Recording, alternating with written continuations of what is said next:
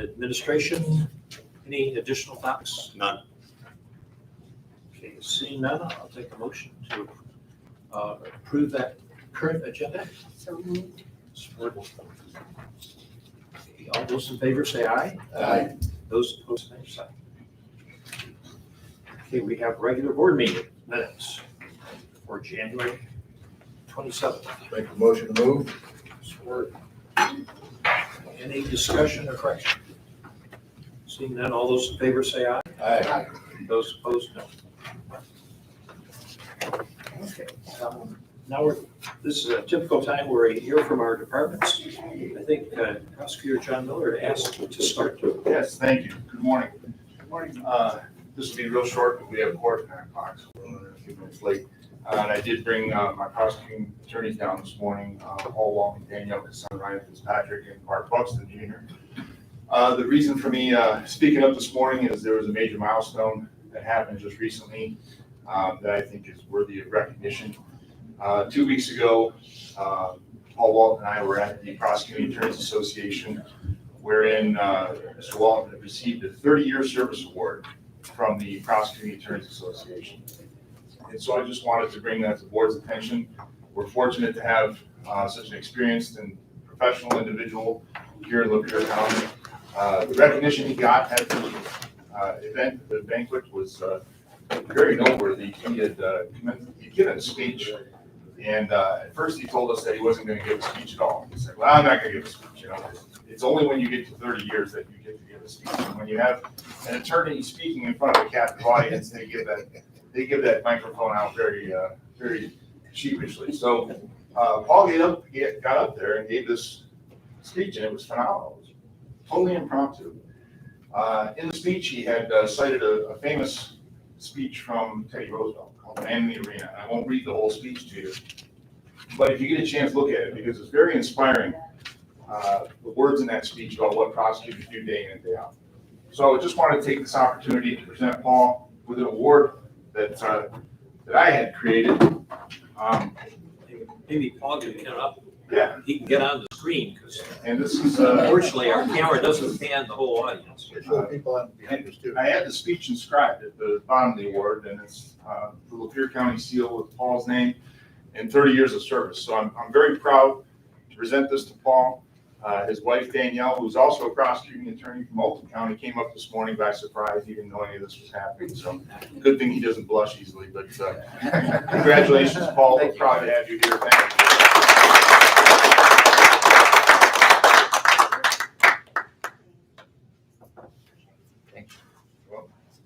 Thank you. Thank you. Thank you. Other department heads, that might be hard to top. I don't want to go up after that one. Thank you.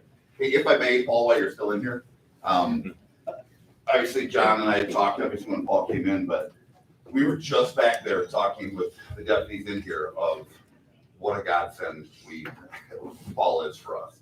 I think knowing Paul's experience, John and I actually, back when he was looking for to fill that spot, Sheriff Bouchard, Sheriff McCabe, or Under Sheriff McCabe both called on Paul, telling him that he was open and basically a free agency and grab him if you could in the baseball market.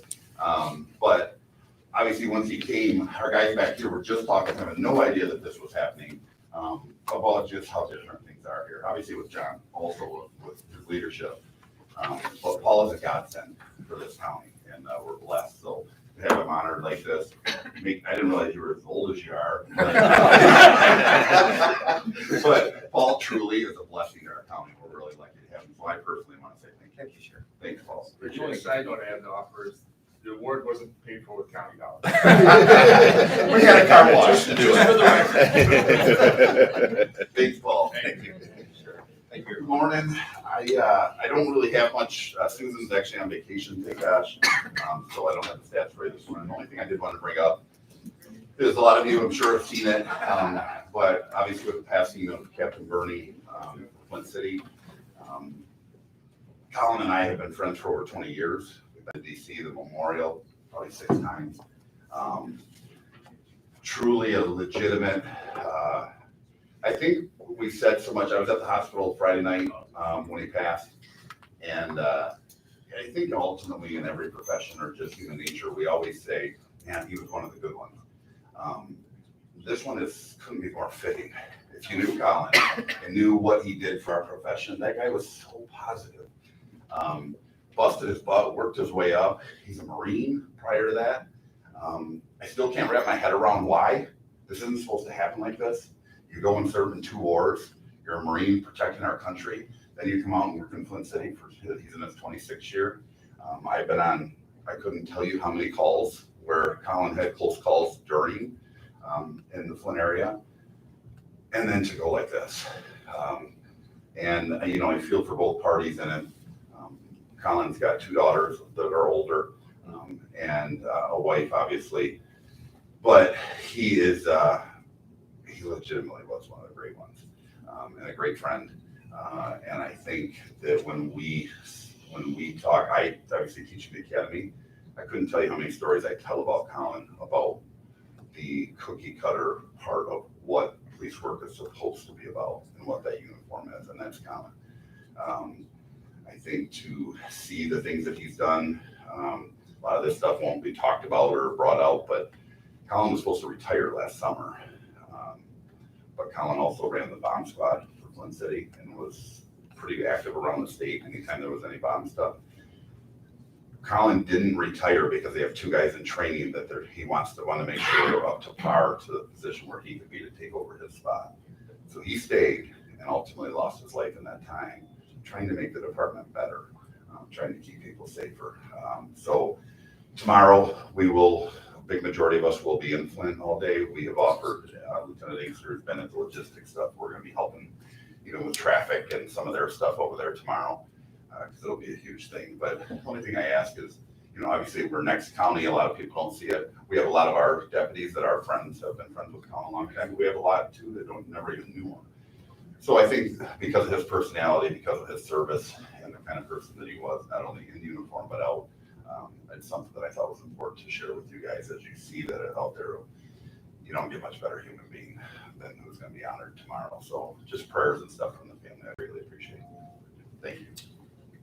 Any reports that you want to make? Nothing really. The only thing I can say that everything's been fairly decent. We're doing the personnel after is the staffing stuff. It's kind of the norm. I appreciate it. I know Quentin filled me in about up and rolling with the wage study. I know I keep harping on that, but for the guys and girls, that's helpful to know that we are trying to look at some of these things and to try to go. I have one right now that I'm looking at hiring from a spot that we have approved. And I'll be straight with you. He's got our offer, and he's got 2 other offers. One of them being Grand Lake Township. He's going to start out at about $7 more an hour than we are. The only part is, and this is the people that we look for, is he sat right in Andy's office and said, I want to work for Lapeer County. He lives here in Lapeer County. He was a prior officer at Grand Lake City 7 years ago, so he has experience. And that's the ones I look for that say I want to be here in Lapeer. So just hearing the wage study and know we're moving forward with it is important, not only for the Sheriff's Department, for all departments. So for that, I say thank you with it. The only other real important piece I think that to put out there, if you remember a few years ago, one of the biggest things when we first came in, when Jeremy and I did, and this is not a negative or rip on anybody. When we first took over, one of the biggest things that we had, and probably the biggest hill to climb, was policy and procedure.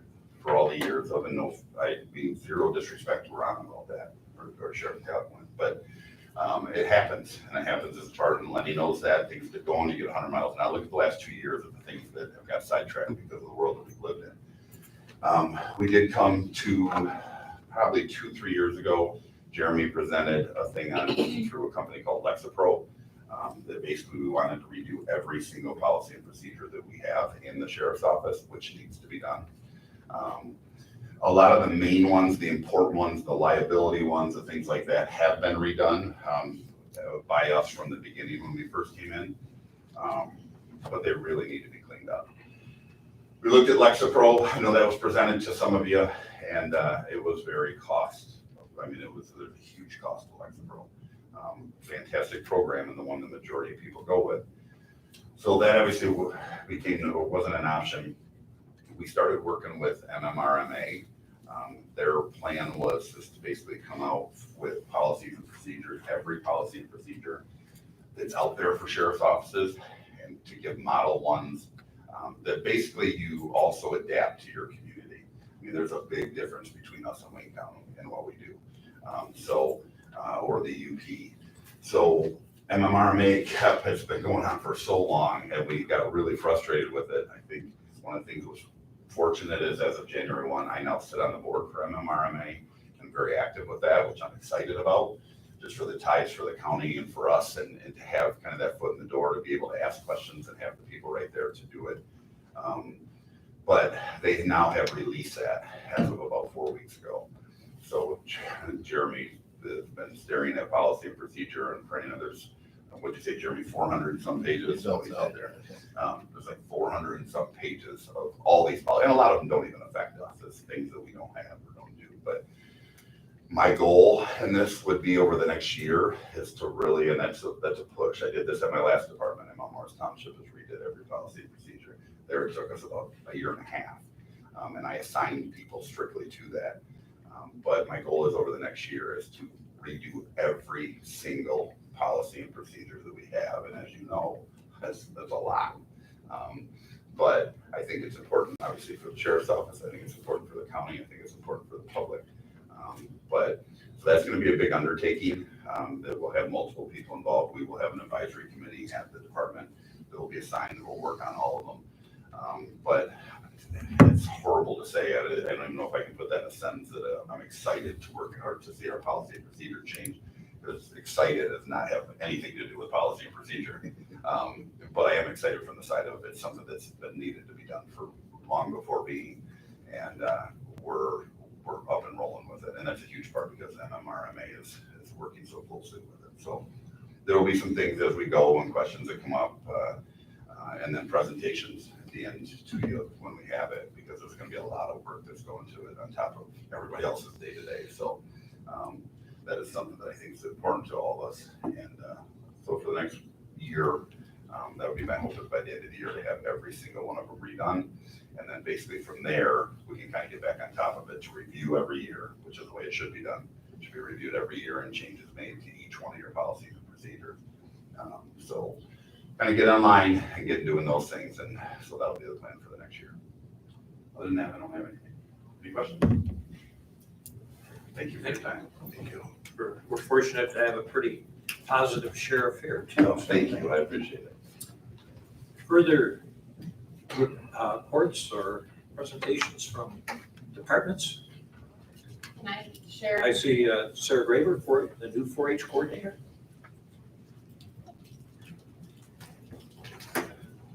Good morning. I just wanted to come in and share a few numbers with you since the last time I was in here, I believe in November.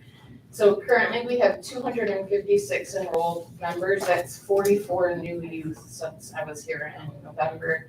178 of them being youth and 78 of those are adult volunteers. We have 3 new adult volunteers that have made it completely through our volunteer selection process, which is filling out the application and interview and background checks, and then several others that are in the middle of that. 2 brand new clubs that have started. One is with a focus on horses, and another one kind of started in the middle of when the pandemic first started. So they're just now getting really active, and they have a focus on poultry. In December, we had one local club, North Branch Finish Line Swine, that donated 100 pounds of ground pork to the Country Christian Food Pantry. We held a nutrition clinic on January 30th here in Lapeer. We had 9 different speakers that spoke on livestock nutrition for all different livestock species. We had over 70 people that attended that clinic.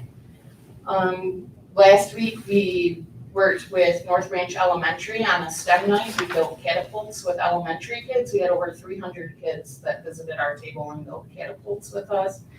We also hosted a recycled craft club where we used old greeting cards, Christmas cards, and recycled those into new crafts with kids. That was a 6-week long program. We started a short-term Lego club for Lego building with children, and we're in the process of that now. That started a couple weeks ago. And then coming up, we're doing our awards and spring achievement program on March 19th. We're also starting an embryology program in the local elementary schools. We have 2 classrooms that are starting on Monday, where we go in and talk about the life cycle and life science with the children, set up incubators, and they get to have the eggs in their classrooms until the chicks hatch, so they get to watch that, which is really fun and exciting. We're preparing for our spring auction, which will take place on April 29th and 30th. It's our biggest fundraiser for our program. We generally profit $35,000 from that, which tremendously helps our program. So if you're able to make it out to the auction, we would love to see you there. Tomorrow evening, we're actually doing a father and son science night, and they have over 250 kids that are registered to attend that. And we'll be building balloon rockets and lava lamps with the kids. So, and then just to mention, if you shop at Joann's fabric stores, they're currently working with us that to collect donations at the register. You can round up your bill, and then that money comes back to local 4-H clubs too. So I just wanted to share with you a little bit of what we're doing. Any questions? Good job. Any comments, questions? Sarah Griffin, All right, thank you. thank you. I see Lauren Evans. Morning, Commissioners. Just wanted to bring to your awareness that, as you know, we have 4 board positions that turn over every year. And this year, one of our current board members has indicated that he will not be reapplying, so that leaves a vacancy. So I wanted to put that out there for you all to be aware that we'll have to recruit someone, and also to make the people listening in aware that there is, a vacancy by attrition. Of course, those are appointed by the county commissioner, so they can be changed at any time. An application doesn't guarantee appointment, but I thought at least I'd give you a heads up. And those usually are approved prior to March 31st because their terms start April 1st according to the mental health code state law. Okay, I think I've seen applications for 3. Hopefully all the other commissions have received those. Third. And then Brendan and I are on, and ours is up also by March 31st, so we have to look at who's going to continue that on us. Yeah, I think, well, Brendan was reappointed last year, so he has 2 years remaining on his term. 3-year term. So mine is 1, so. Yours is up. Wayne Strandberg, Mary Lynn Voss, and Catherine Bostic. Yep, we should have applications for all 3 of them. We do? Okay, I know I got Catherine's and Marilyn Voss, I saw that one, I did. Yeah. See me and I can give you a copy then. Maybe next week. You have, I have all 3. oh, you have one for Mr. Strandberg? No, I don't. Okay. Who do you have? Let's see.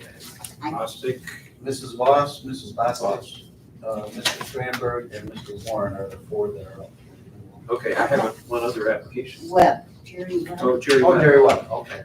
He would be a new community member. Okay, I'd forgotten that. Yeah, okay. And you'll communicate with us what category? I know the different Yes. members have to fit in a certain Yeah, I will- category. I will be bringing the spreadsheet later this month that shows you the confidential spreadsheet that discloses the status of each board member. Yeah. So you can make sure the appointments meet the law. Yeah, that's the trick. Yeah. Okay, Thank you. thank you. Oh, Lynn. Is it Wayne that isn't? Correct. To be here? That was sort of my assumption. Yeah. Okay, any other department heads or departments that want to make a report? Okay, seeing none, it's now time for the public. If they have comments that they'd like to make.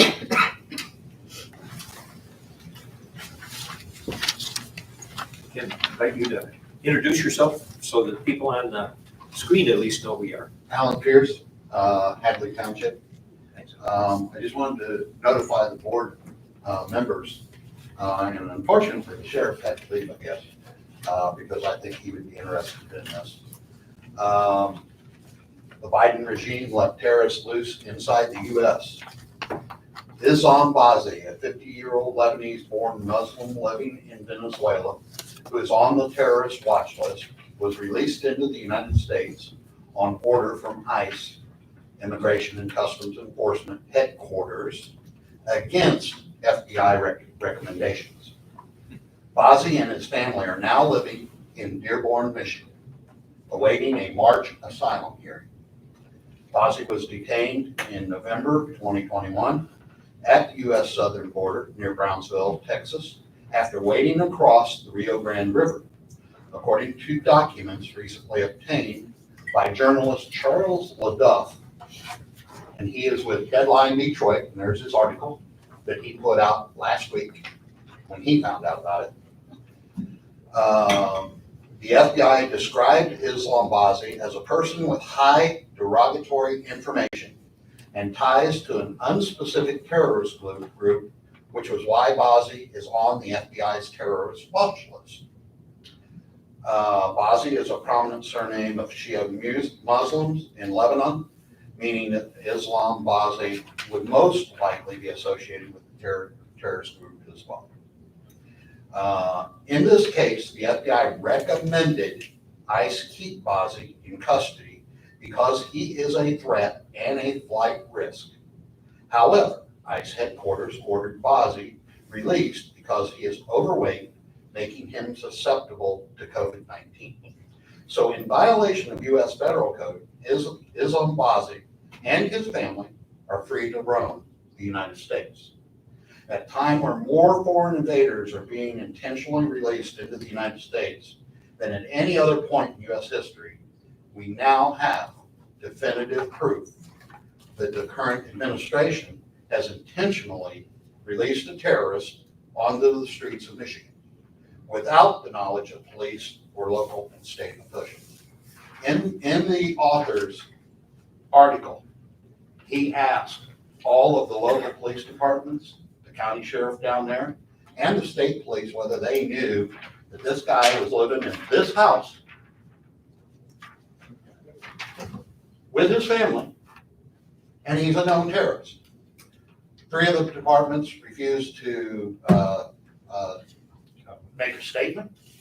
The other one said, yeah, we found out about it after the Department of Justice set him and his family there. That is very close to me.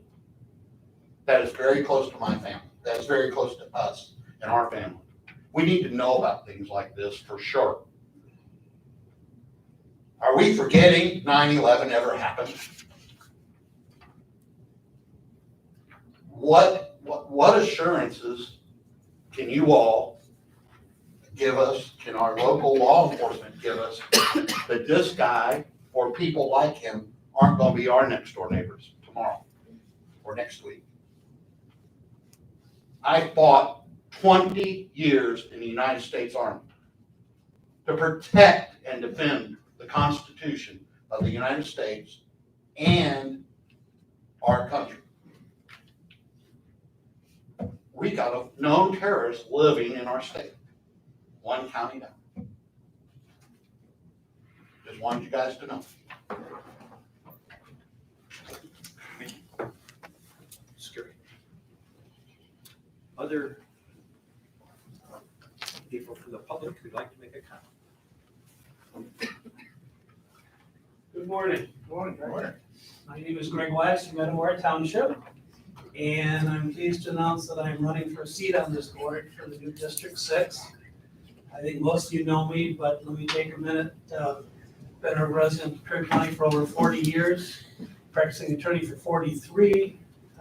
24 of those years I was privileged to serve as the magistrate and court administrator for the District Court of Lapeer. If I'm fortunate enough to win election, I promise I will do my very best to keep this county on the fiscally prudent road that this board has set in the boards before. I thank you for giving me time to speak to you. Thank you. Thanks, Rick. Thank you. Other members of the public?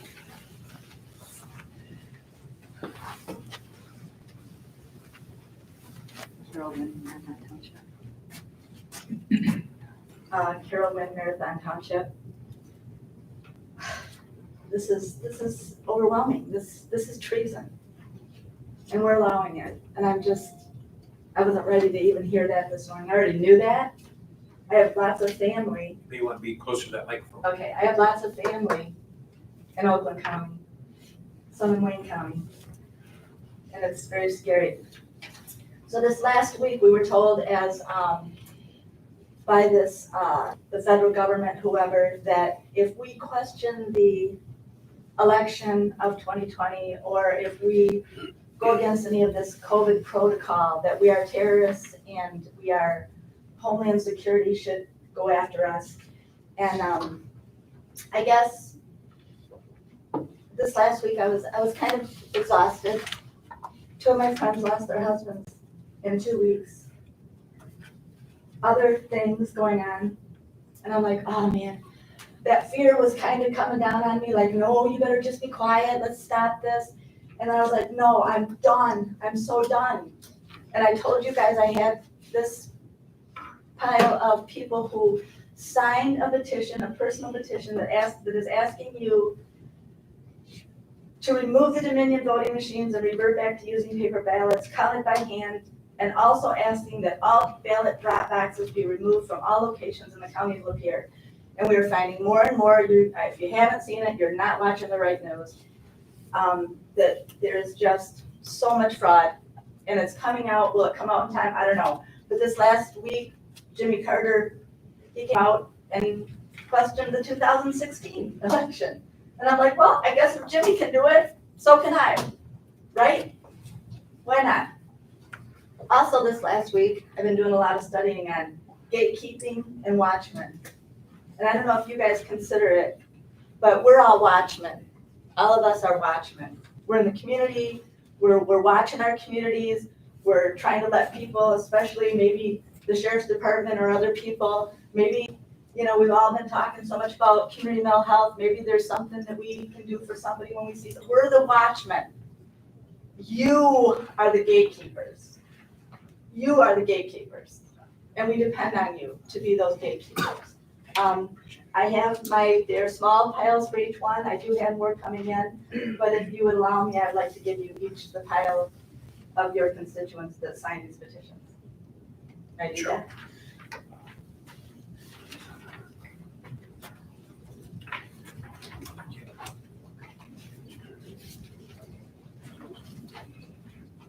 Hopefully I got the right. We'll switch it. Okay, thank you. Thank you. Thank you. Any other members of our public that would like to speak? Yes, sir.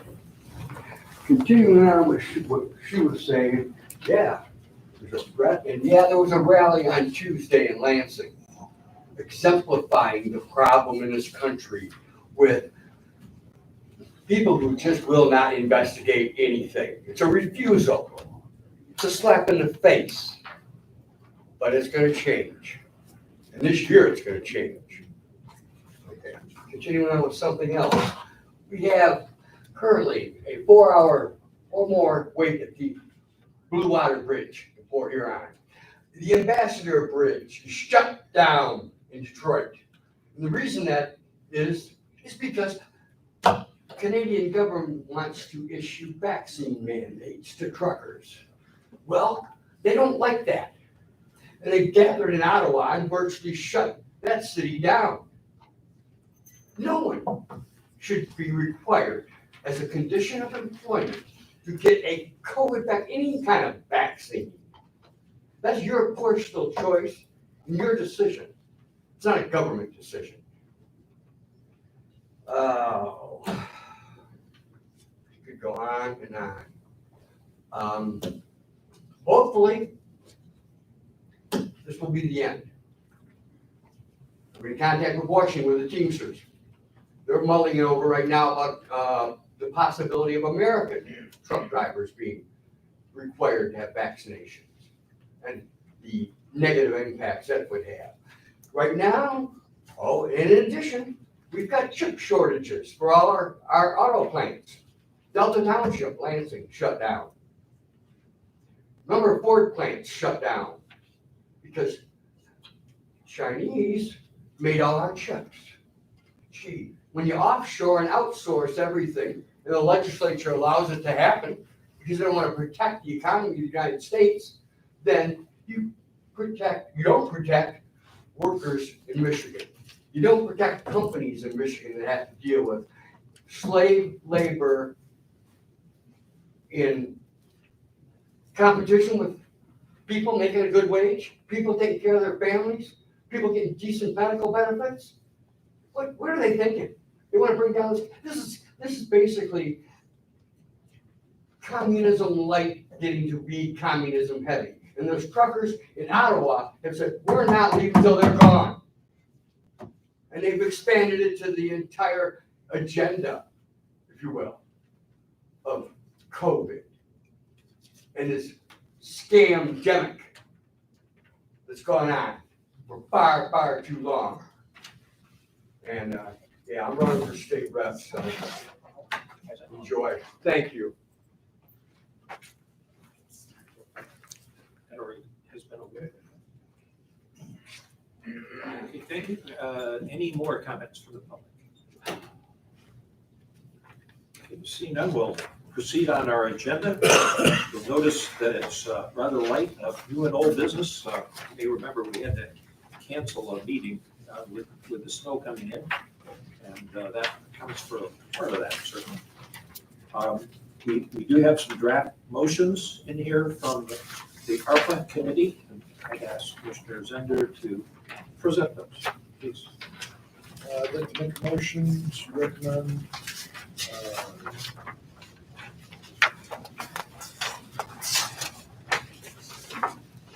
response to impacts of COVID-19 health emergency to accept a quote from Family Building Company and authorize the expenditure of $67,500 for security doors, counters, soundproof barriers, walls, and glass windows in various programs at the Health Department / Rich Building to be paid from grant funding through ARPA.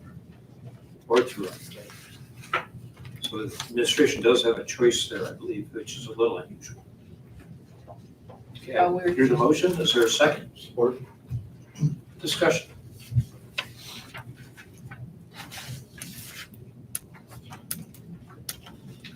I'm sorry. No, I just support. Oh, okay. Any discussion? Seeing none, all those in favor say aye. Aye. Those opposed, no. Second one we have is recommend approval in response to impacts of COVID-19 health emergency. A quote from the existing vendor, DSE Detection Systems and Engineering, in the amount of not to exceed $20,000 to add additional security access control, swipe access equipment and hardware at the Health Department, Register of Deeds, and Training Office as consistent with the county's current DSX security access control system to be paid through ARPA. Grant funding or ARPA. Yeah, that's a motion. Second? I'll second. Okay, discussion. Seeing none, all those in favor say aye. Aye. Those opposed, no. Motion 3. The third one is make a motion to recommend approval of Buildings and Grounds to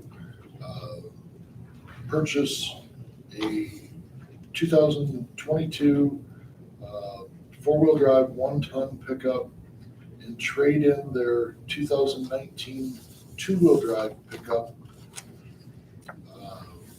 Trading in the two-wheel drive for $32,000 purchasing the new pickup with a Western plow for $54,800 for a total difference of $22,800. Utilizing the state bid program to be paid from the ARP funds. Motion, second? Second. Just for clarity for everybody on this one. The 2019 Buildings and Grounds / Parks purchased a two-wheel drive pickup to use as their salt truck. So a salt spreader goes in the back of it, and that's what the parking lots and all that stuff are done with. Anybody who's done any of that kind of work, using a two-wheel drive truck is very difficult in those situations. So we are purchasing a four-wheel drive truck, having a blade on it as well, so they can do the cleanup and all that sort of stuff with that truck as well. So that's why we're recommending it.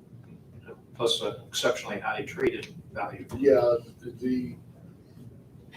I mean, that's kind of a relative because the cost of vehicles have gone up so much, but they actually got $6,000 more for a trade-in for it than what they paid for it. But In that same sense, the cost is not gonna go down either, so. Right, man. We're ahead of that, so. it's all about, again, the right tools for the right job. The departments need the right equipment to do their job.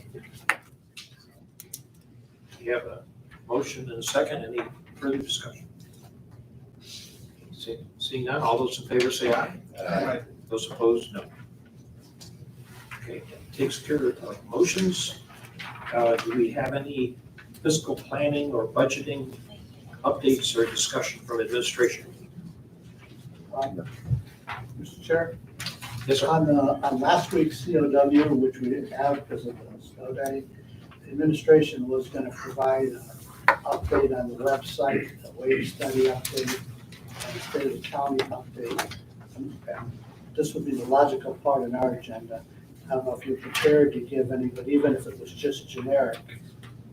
Always prepared, Commissioner. Yeah, apparently it was something we were going to do last week, so just to keep us in the public status quo. Appreciate it. Not a problem. So we'll start with the website. So the company that's been hired to do the job is a company called Weiss. They specialize in municipal websites. They have also had experience locally with the city of Lapeer. We have acquired their services. It will take them 2 or 3 weeks to gather, do the due diligence. Right now, we are meeting with them to just do basic setups, features. They'll be meeting with departments here in the next 2-3 weeks out about finding out things that they absolutely need as part of their website. Simultaneously, we're working on the imaging and scanning component of this because we need to be able to bring in documents and forms like we've talked about and digitizing it. So that's happening as well. Some new features the public can appreciate here in the near future is going to be calendaring and appointments. So when you're online, and let's just use Park and Rec, for example. So right now, if you'd like to book a pavilion at Terzuski Park, you call, you say, I'd like this date for my family reunion. They process payment over the phone. You may have to come in and cut a check. You may have to bring in cash, and then you're booked. And then you might call, another person may call and say, hey, I like this pavilion, just so happens to be on the same date as you just booked. They have to pick a new date, and it goes back and forth, back and forth, back and forth. That's not happening anymore. So what we're going to be doing now is an online calendar event. Somebody can simply go on, see the pavilion they'd like to book for their family reunion. They'll know if the date's available. They'll be able to process their payment online, and it's all done seamlessly. One less staff person is going to have to worry about answering those calls and juggling back and forth. Simple but efficient things like that will run, government services a little more smoothly. Health department, you'll be able to access commonly used documents, fill them out in a PDF fillable form, submit them via email, and begin appointment tracking that way as well. Okay, we're moving along. I expect the project to be done within the next relatively, give it 2 to 3 months, okay, with no other snags. Something that I could use from the public, and we could use as well, is that we need to highlight what we are about. And what I mean highlight is a good picture. Crystal, you run a fabulous section. I don't know if it's you're doing, but you are the paper when I look at you, right? So they have a great section about Lapeer County barns. We have some beautiful architecture when it comes to farmland. If you have a picture, or if you have a historical marker, or if there's a bicentennial farm in the family, those are very important pictures. We want to highlight that on our website. We will accept those pictures and we'll incorporate them. There's things like advanced manufacturing. We have tier 1 manufacturers in this county, right, that send parts all across the world. We'll be highlighting that. We have pictures of people enjoying social activities and recreational lifestyle activities. So if you have a great picture and you're okay with sharing that at your time at the, on Lake Nipissing, or enjoying a meal, or just something at a park, and it's just something that you've always appreciated, send that picture. We'd love to highlight it. I can't guarantee it's going to be on there, but if it's something special to you and it meets the resolution quality of our website designer, we'd love to showcase that on the website, because this is the most forward-facing billboard we have. So when somebody comes and when they think about moving to Lapeer County or getting business from Lapeer County, they come to a website. We have to accept that it is our billboard. And so it needs to be clean. It needs to be precise, and it needs to accurately portray our community. Okay. So that's the website. Wage study. We had I thought a fantastic meeting last week with our wage study consultants. We are right now gathering all the data, and it is a very large data set. We're gathering all the data from the county on wages, PTO, fringe benefits, labor market exceptions, hazard pay, every dollar you can imagine, and what goes into paying our people. Again, this is a wage study, so we're focusing on payroll here. And we are starting that due diligence. And Jackie's been phenomenal. Her department's been phenomenal. Cheryl Sims, Emma Brandt, Doreen, Jackie Bennett, people around the table. We are collecting all this information. I imagine in the next month that consultant will be contacting department heads directly and asking them very specific questions, more or less about job titles and descriptions. Like it says here that in your job description as a clerk typist, you need to reboot the 3/4 inch floppy disk drive. Is that still accurate? We need a cleanup of all job descriptions and modernizing it. And that requires them calling the department head specifically. So we'll be doing that as well. This project, they're estimating it to be done in 5 months. So what does that mean? So that means in 2022, we could have real data and having to make real decisions. The study being done in 5 months, the actual analysis of that data, the meetings that must take place amongst this board and with finance, called another 1 or 2 months. But realistically, in 2022, we will have a very good idea of what we'll decide to do with the wage study. I think it's very encouraging. I think it's been in a long time coming. People have anticipated this. Last but not least is the State of the County address. The State of the County address is something that we'd like to schedule, and we're aiming sometime in May-ish, right? The weather's beautiful, and this would be an opportunity for the public to hear and to realize exactly what county government does. I know people come to meetings and I think they have an idea about it and they hear department head meetings, but I don't know if they really understand the detail and depth of how county government works. So we want to provide education. State of the county would also allow current commissioners to speak to their districts.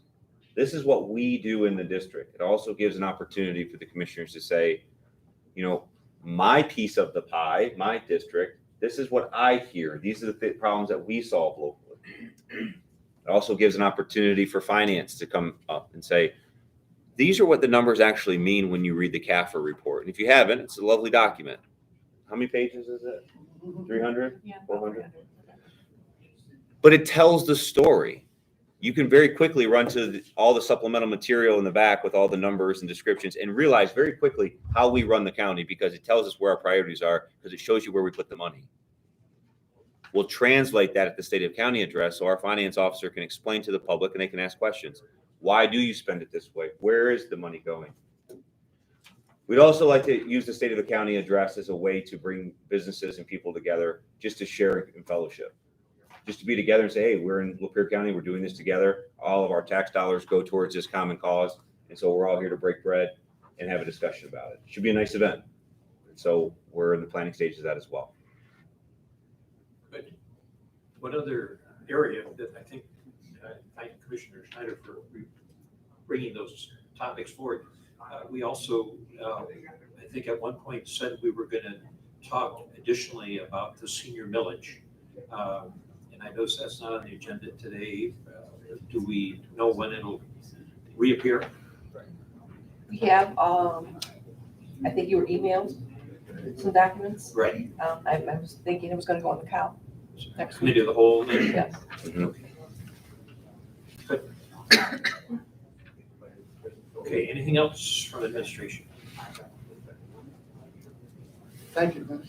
Well, We have a couple audit motions. I'll ask Commissioner Schneider to help present those.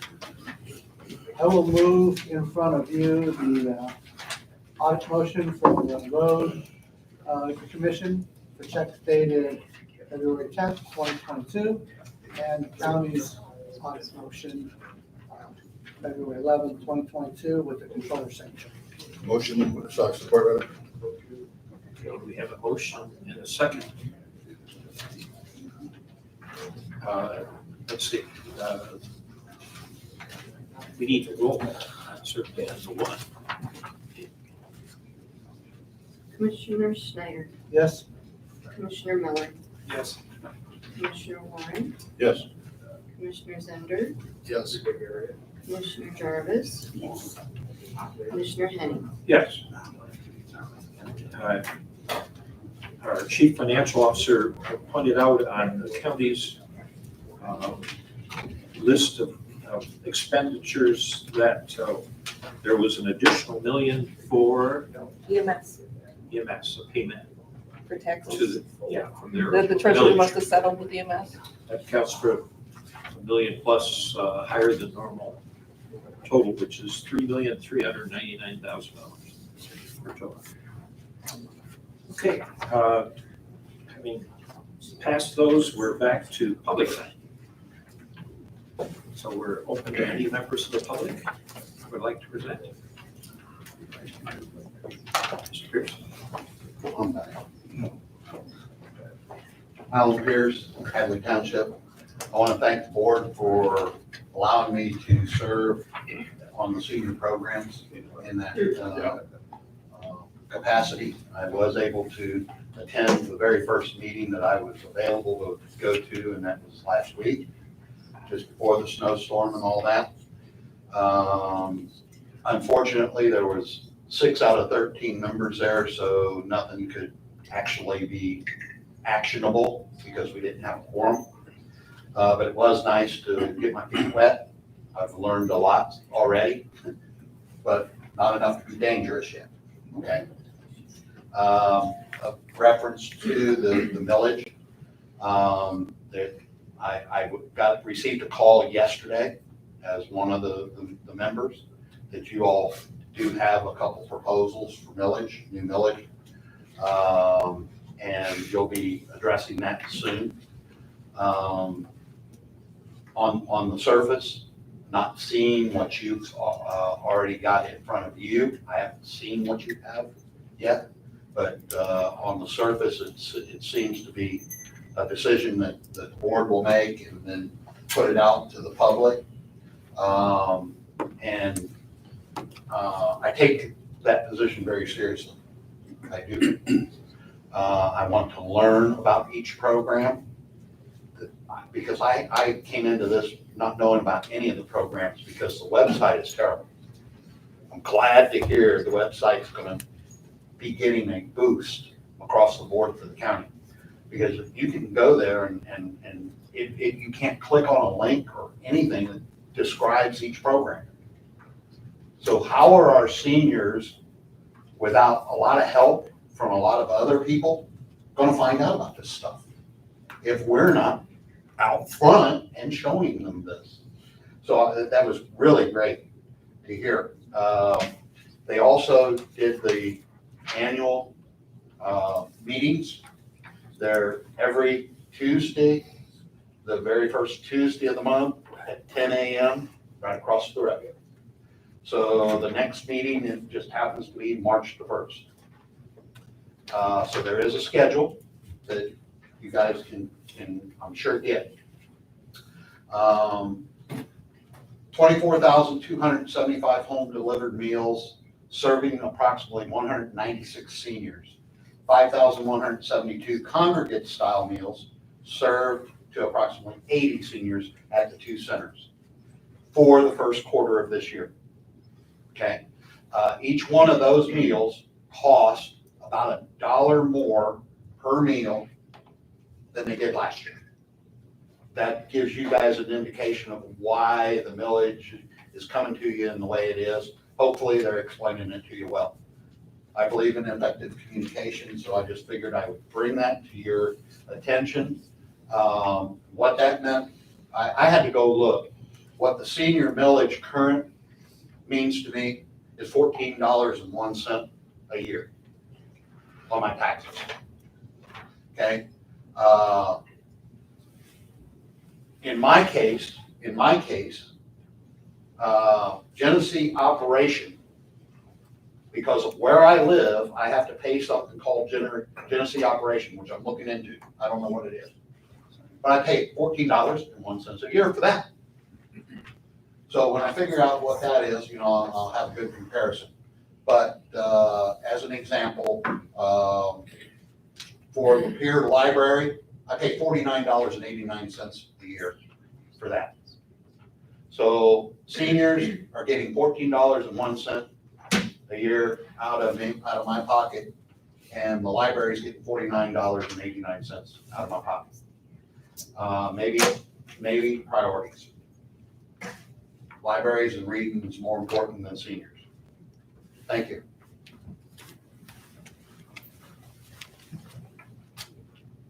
Okay, any other comments from the public? Okay, seeing none, back to our agenda. We have time for commissioners' reports. Start at Commissioner Warren's. Okay. First, just for those who are in Hadley Township area or in that side or would like to play euchre, could be anybody. Hadley Township's having a euchre party at their Hadley Town Hall on March 5th at 6 p.m. So anybody interested can go there. That's a little thing of the local issues, but also on the CMH. First of all, I want to say to the view, we like this brochure. Ellen, this is a great brochure for you to kind of see since you're in that position of all the different organizations in the community that they can get help from. They did a great job putting it out, so we appreciate it. Maybe we can get out twice a year, but at least once a year, seniors are getting, if they're getting a newspaper, will get this. A lot of people aren't getting newspapers today, so some of them aren't, but just pass that booklet around. It was a great tool. And also, Community Mental Health is working on name branding, and they're going to be more vocal of what Community Mental Health will do to the community. We talked about that once before. They have a grant trying to help because there's only a certain level of income that they actually do help. And there's a middle ground there that people who miss out don't get help that need it. So they're working on the grant to help those people in the community also. So we differ for that. As long, my thing about that grant, I've mentioned this before, as long as that money is going to go to help that group that's missing and not go to any outside American, period. When we pay our tax dollars, we don't pay it to go to the world. Right. We pay it for our neighbors. And I didn't know the numbers, but I'm glad you brought those out, Ellen, about the library versus the seniors. That's pretty telling, because seniors worked all their lives, put their time in, and at the end, they're struggling to make ends meet. They're the underclass. Now, why would that be? Why should that even be? So we all have to question and look in deeply. What are we spending the money on? And what is it going to? I think we need to help the seniors. We need to help those in need, but we also need to help those that are our community and not some worldly community. But you're hearing about the truckers. You talked about that earlier today. You heard about the forensic audit. People are still refusing to hear the truth of what's going on there. It's coming out. truth is coming out. It's already been exposed in Arizona the other day. There's a declaration out there. If you guys ever get a hold of it, read it. You'll see exactly the crimes that have been committed in our election in 2020 need to be looked at. Because if we don't look at it and do something now, 2022, we're going to get what we're hearing Trudell tell us we're going to do. They're still talking mask mandates. Getting close to election, all of a sudden the masks are going away. All these Democratic states are starting to get rid of them. New York just get rid of theirs today. Except for the kids in school. The kids in school who don't get affected by COVID, period, never have from the beginning, day one. Still got to be masked up. And we're hurting our society. They're painting drawings of pictures of faces with a circle and no face. It's sad. Brendan came in and talked about kids holding hands. And some people say, you know, that's not our job as a commissioner. No, that's our job as a leader to bring this stuff out and talk to people so that everybody stand up for their rights before you lose them. Here's a picture of a friend I had. Young boy, nobody in particular. Leave them babies alone. And here's a picture of a boy standing here with a sign in front of him. I am not a science experiment. We need to stop that in our children. This COVID still has not been proven or approved. The details, Pfizer has to come out with their information on that stuff today within 7 to 8 months finally, instead of 75 years. We'll get our wake-up call later. Don't wait till it's too late, though. You guys should be doing your homework now. 2022 is a very crucial election. You're going to see in this county, you're going to see a lot of changes, a lot of faces changes. Promise you, they're there, they're coming. But it's not just Lapeer County, it's all over the country. People are getting tired. These truckers, as you heard, they're already backed up. We have friends in Port Huron. They're backed up. 69 and 94 is all backed up. I'm watching the people, the truckers live. We're not hearing this because our media doesn't do anything. So we have to communicate with each other. We're watching live what's happening over there. Anybody visit, go find out what's happening over there. These truckers are not going to back down. The citizens are right behind them. Yes, they're going to be the naysayers. They're there. They're here. No matter what you say, somebody's not going to like it. I don't care how good you say it. They're not going to like what I have to say. But we better start saying it. But we better start debating with each other so we can straighten this thing up. Because there's rumor right now. The truckers are going to start it over at Super Bowl. And they're going to go from California to hopefully by March 1st be in DC. So what you're watching over there right now is coming in their back door. If you're not preparing yourself, you're going to be sorry. But I do have to say this much, and I hope, and I say this to all our, because I love our sheriffs, he knows that, and we have the best around. I love all our servicemen. They put their lives on the line for us. But I hope we don't get their day where we watch them put their lives on the line of some superior officer. When they're putting tyranny against us, when they're taking control of our free speech. I watch a police, and I watch the truck drivers, they talked about the police drivers. They're not all trying to take our gas away from us. There's a lot of them on our side. I watched a live video of the Canadian police in Ottawa. They have a gentleman sitting there for 2 hours because he got a sign on his truck. They pulled up behind him, and they pulled the truck in front of him. The police in front started to back into the guy's pickup truck, so he backed up a little bit. So then the police backed up even more and hit the guy's bumper. And then they got out and arrested the guy. Live on TV and telling the people they don't have a right to watch this. No, that's wrong. That's an officer that needs to be in jail. Arrested that guy for that. It's deliberate. Because he didn't have any other reason. So they were trying to get him to be the bad guy when they were the ones that were the bad guy. And I promise you, our sheriffs aren't like that. I don't want to paint that picture, Sheriff, but I want you to get that message out there. I'm not condemning any officer here. But every now and then there might be a bad guy, but that guy needs to know he's in court jail. That's where I want to be. There's so much I could say about what's going on over there. The other thing that we saw, and you've seen it on national TV, they finally put something on. Did you see the 92-year-old man that they arrested? You know why they arrested him in Canada? He beeped his horn. He beeped his damn horn. Because because they made a new rule during this time that they can't beat their horn. A 92-year-old man, frail, and they pin him to the ground. Shameful. That's Canada, our peaceful neighbors.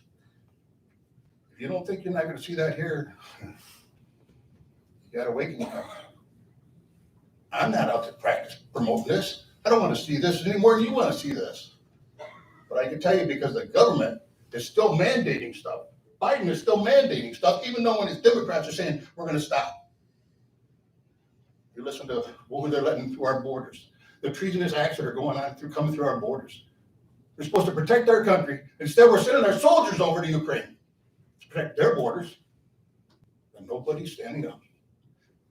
What makes me worse, matter than anything, is we have 36 American civilians, some of them no record at all, because they went and did a peaceful protest, got wrapped up because some FBI agents were encouraging them to go inside the Capitol building. They cornered them. So some of them got, when the videos come out of that, you're going to see how wrong that all happened. But we have one lady controlling all that, and a committee controlling all that. No, we as the United States have the authority over them, not them over us. We put them in office to protect us, not destroy us. The border is destruction. Those men, that president in Washington, D.C. is the destruction. And they don't want us to question that. They have been in prison for, 11 months now? 12 months? One guy's got his finger bent back, can't even get medical attention. The other guy's got black and blue thumbs and fingers. And they're in the worst prison in the United States that the federal judge said, this is terrible, and took 500 prisoners out of there and left our 36 people, innocent people, in that prison in the worst conditions they could ever be. And we're allowing a terrorist to live in our community. Wow. I understand why you're getting mad, huh? He took the same oath I took. And every officer and every person up here took an oath to defend the Constitution of the United States. And we're just sitting back. Nobody's really, this place should be packed with people complaining. Every township meeting should be packed. Every school board should be packed. But some are like, yeah, but I'm afraid. Man, we better start waking up, or you're going to have yourself locked up as a good Samaritan. Shameful, but that's what I have to say today. So,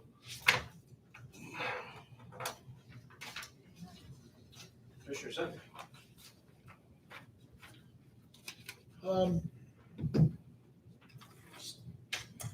Got to keep our truckers safe, and hopefully it stays a peaceful protest. And thank our law enforcement, especially here in our county, for the great job that they do. I'm good. Commissioner Schneider. I know we've got some committees coming up after the meeting this morning. And the only thing that I wanted to ask Lauren, if you could at a near future short presentation or whatever, department head time or whatever.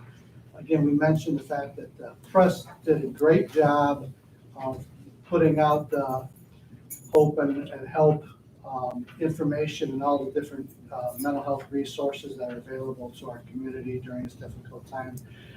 If you've monitored some of the responses that they got from some of the community members, there was a consistent theme of community mental health doesn't have the money, or community mental health doesn't have the resources, or community mental health has not been able to help my family. Money and customer service seem to be the theme of the day there. And so I know that you guys' budget has grown tremendously, and there are certain programs that we've been able to focus more on. We've also talked about the fact that there are some serious issues where we have a hard time getting psychiatrist level assistance to a county like Lapeer, because they're so few and far between, they chase the dollar and they go to the Flints or the Saginaw's or the Oakland counties or whatever. But it would be kind of nice in general terms to know where we're doing good, where we're able to help, and where there is a gap. And then also to make it more relatable to the public or to of the board. I'd appreciate it if you just kind of gave like just a thumbnail, couple of case study examples, like, okay, you're parents of a child, middle school age child, or 17-year-old or whatever, that has been displaying, questionable behavior and seems to be struggling emotionally, and all of those things that we hear about in the media, that you're supposed to seek help. So someone gets the hope and help and they seek community mental health, and they go, okay, well, let's contact community mental health and see what they can do for us. What does that look like? What does that intake and then referral look like? You're the middle-aged guy in the community that is suffering a lot of anxiety over what's been happening in their community and in the world, and you've got a lot of pressure on you to be providing for your wife and your 3 kids, and maybe you're starting down the road of alcoholism, or maybe, whatever, you're reaching out and you need help. So again, you contact community mental health. What does that course look like? You're the 50-year-old woman who had an expectancy of what life was going to look like in her years, and all of a sudden she lost her husband. And the kids are grown, and she's been struggling with depression for the past year. And now the family's been telling her, you need to get some help. You need to help you be able to move on from this. You contact community mental health. What does that intake process, what does that direction look like? I know I'd appreciate it as a board, and the community probably would too. Some type of response to what are the common situations that we see in our community, how community mental health is able to help, and where we're having difficulty, be it at staffing, be it at Medicaid, or that type of thing. So if you could give some thought to that and kind of give us a little something in the future, I'd like to see some type of answer to some of the responses that we've seen in the press in that regard. I appreciate that. That's all I have. Commissioner Jarvis.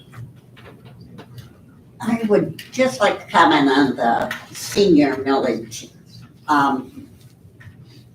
When we go on recommendations by the department heads, they give us the data of what's needed and the money that they need, because we don't want to be collecting more money than we need. So that's kind of why the millage was at $14 for you, Mr. Pierce. It's all based on what the health department gives us the information on how many meals they have to serve. Also, they take into account the growing number of seniors. They put all that in, and then they give us the information and say, this is what we need for the next however many years they're gonna do it. So it's not our priorities to have the seniors down there, believe you me. From day one, I've been appointed on all the senior boards, and that is very high priority with Lapeer County. So that's just kind of how it goes, if that sheds any light on it. Is that it? Yeah. If I can add to that area, it's not really a question of competing priorities with the library and seniors. VAAA, the Valley Area Agency on Aging, gets a lot of federal money. So there is that money that's going into our senior program, where the library's millage is only, that's primarily their only major income source. So it's we are doing our millage to augment what the seniors get through VAAA, which has been inadequate. Okay. Commissioner Bill? Yeah, the only thing I would add is, keep in mind too, I don't know if the senior millage goes on your summer or winter tax, can't remember. So keep that in mind, because it looked like it was a yellow, and yellow usually means summer in most townships, but could not be. So just keep that in mind too, because there could be a difference between winter and summer. But good point on the VAAA. The only thing I will add is, keep the family of Gary Akers in your thoughts and prayers. He, of course, has served on our board of canvas for many, many years, and fortunately, he had passed away rather suddenly recently. So that's a sad loss, and it's a huge loss to our community, not only in terms of his work in regards to the Second Amendment, which he has been a fervent patriot in regards to that matter, but also his diligent and insightful work at our board of canvas when it comes to elections has been invaluable. That's going to be very difficult to fill that slot when we do need to fill that position. So I'll just close it at that. I just want to comment on Harry because Harry is a friend of mine, and I just want everybody to know that he did not die from COVID because rumors are going around that much. I can assure you, I talked to him just a couple weeks ago. But just so you know, that wasn't part of the equation. If anybody puts that out there, just want, that is not it. So, our prayers. Okay, a few comments that I would, I guess, add or request I would make. One would be for administration, the senior advisory committee, evidently the last meeting did not have quorum. Could we get from the senior program some kind of indication how attendance has been by our various reps? We may need to review who's attending and who's not attending. Sure. Because they obviously need a quorum to function. And we haven't had a report in a So, long you know, on time. that, I know in mine, for example, I had a vacancy in my district because of a passing of my rep. Nancy has been extremely helpful. I've worked with her on trying to help recruit and get out there. I've got some interviews this week, so I hope to have something too. So just so you know, when she does put that information together for you, she's been great so far to work with. Yeah, good to know. Thank you. Myself and one other lady were both brand new. It was our first meeting. So 2 of those 6 that were there were us 2 brand new people. So it could be if you got your replacement. It was a lady. No, I haven't made mine yet. I have interviews for mine. Okay. Just need to get an indication of how our the people who are appointed are attending. It's that time where we will or should be reviewing that anyway to make our each individual appointment.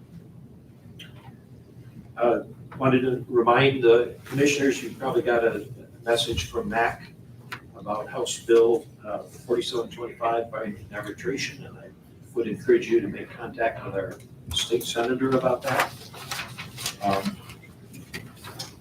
Another thing that I think you're aware of, Mary Veronica has asked the townships and other units of government to approve the county's hazardous mitigation plan, which we've approved.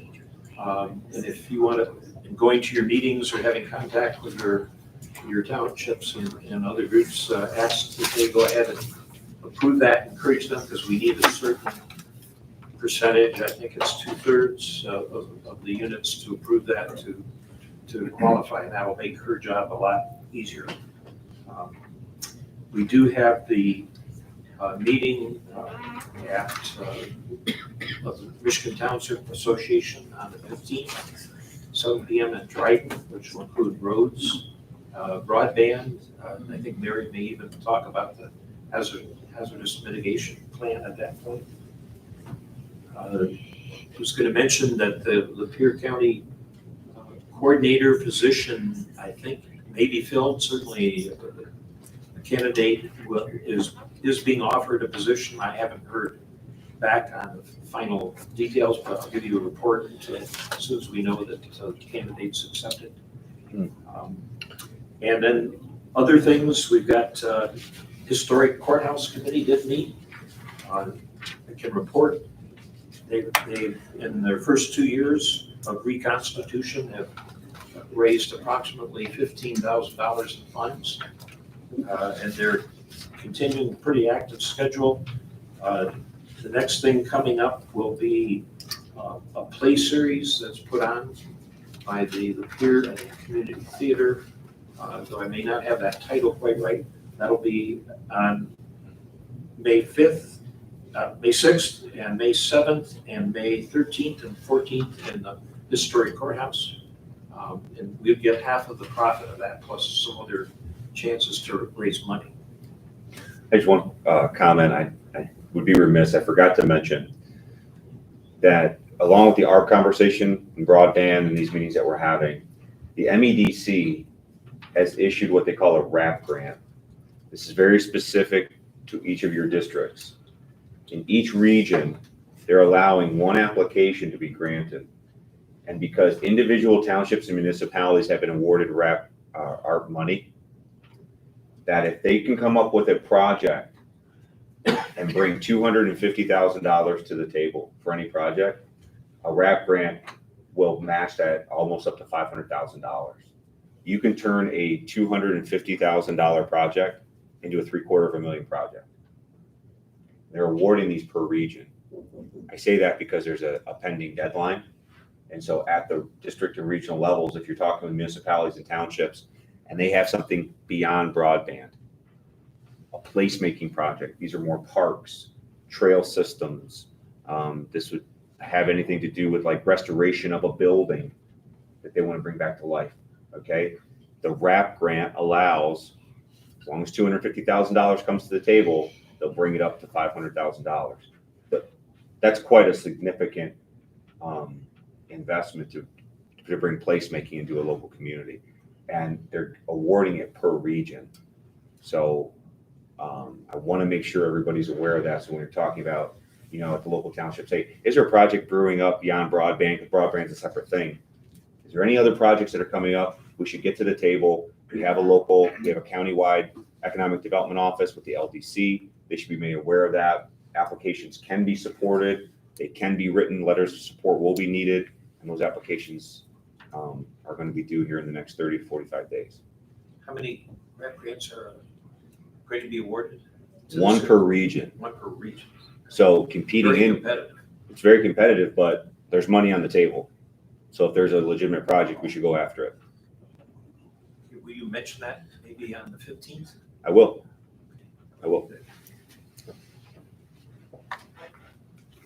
Okay, in terms of the historic committee, I mentioned the last event. They've got some other things planned. This week was very active. We've been fortunate to have a number of people volunteering there to raise funds to keep the courthouse restoration going. They're also working on what they call a punch list of projects that will be priorities to do over in that building. I'd also remind you that I probably will make a request through administration that when the weather gets a little better, that we hold some meeting or meetings, probably several meetings this year over in the historic courthouse, so we can make that an active courthouse from our point of view as well. Are you talking county commission meetings? Yes. What do you want to do? Yes. We need Wi-Fi over there. I think that's one part. The heating, we won't push the heating until we get to a little bit better weather. We probably could get it there, but it requires a lot of advanced work to do it. Okay, we do have committees to follow. Personnel will be the first here, I believe, right, Mr. Chair? And I understand then we'll follow that with properties upstairs and ARPA after that. Any further topics? None on the agenda. All those that might make a motion that we adjourn. I make that motion adjourned. Support. They might be able to run